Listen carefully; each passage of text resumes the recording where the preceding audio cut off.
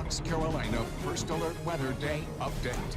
I'm First Alert Meteorologist Chrissy Kohler. We are still in a First Alert weather day for one more day because of that extreme heat. We want to make sure that you're prepared for everything, whether it's the extreme temperatures today or that big cool down that's on the way for the weekend. And you can do that by having the Fox Carolina First Alert weather app on your phone if you don't already have it.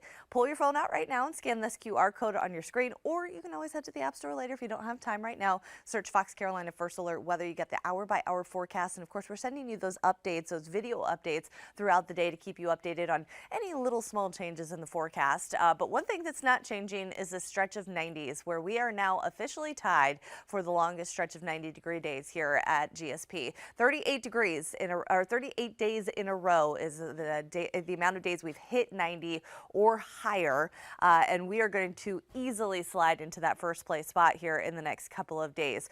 Today, tomorrow, Thursday, and even now Friday, we're going to add 4 more to that, so we're going to soar to 42, putting us well into first place there.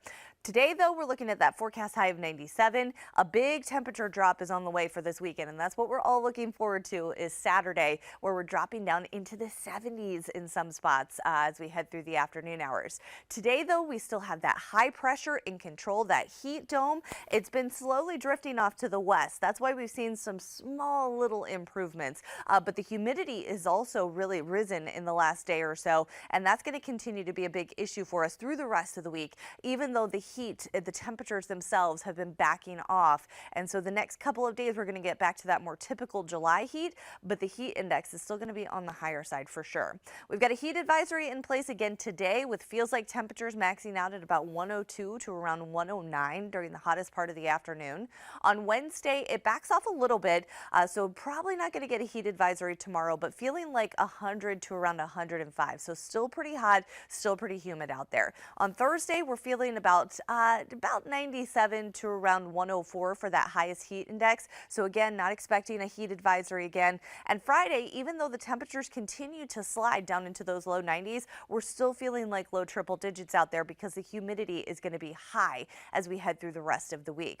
Then things start to change up as we head into this weekend. We get a cold air wedge that starts to build in. So this cooler air getting pushed down the east side of the Appalachians. That gives us cooler weather with clouds, some drizzle, and some rain. That chilly air, though, getting trapped, or I should say cooler air for this time of year gets trapped on the east side of the mountains, and that's why we end up with this big temperature change. So we're going from 96 today, 91 tomorrow, 93 on Thursday, and still in those low 90s on Friday, but then dropping to the low 80s on Saturday, and then Sunday and Monday, 79. Keep in mind the normal daytime high this time of year is 90 degrees, so that's pretty cool even for this time of year, especially as we head into those first couple of days of August. 95 today in Cowpens as well as Union out towards Gray Court. We're looking at a high of 95 in Liberty down to Hartwell and Abbeville with a chance for some afternoon showers and thunderstorms. 87 in Weaverville down to Silva with 89 in Hendersonville, and that's 79 for an afternoon high in Highlands. You'll notice each and every afternoon we do get that chance for scattered showers and thunderstorms,